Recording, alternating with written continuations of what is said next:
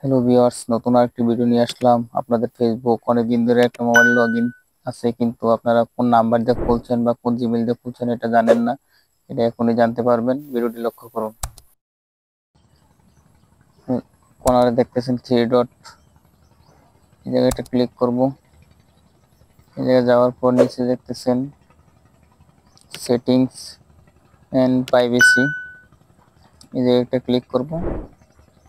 করার পর আবার সেটিংসে যাব।